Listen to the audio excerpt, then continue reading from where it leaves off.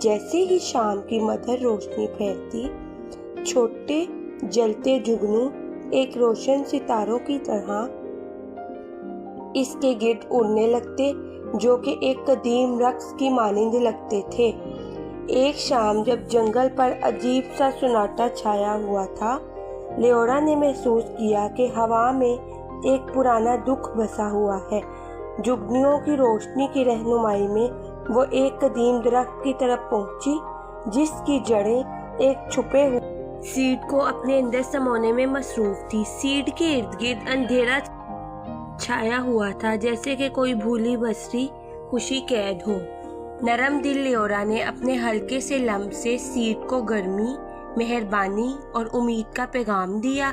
جگنوؤں نے بھی اپنی مدھم روشنی سے اس کی مدد کی۔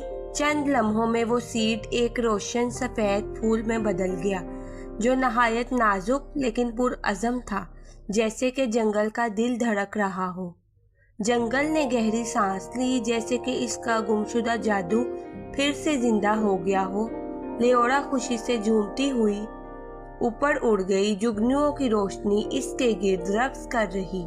چاندنی اور جگنوؤں کے درمیان لیورا ایسی روحانی نگہباں بن گئی، جس نے جنگل کو امید کی نئی کہانی سنائی۔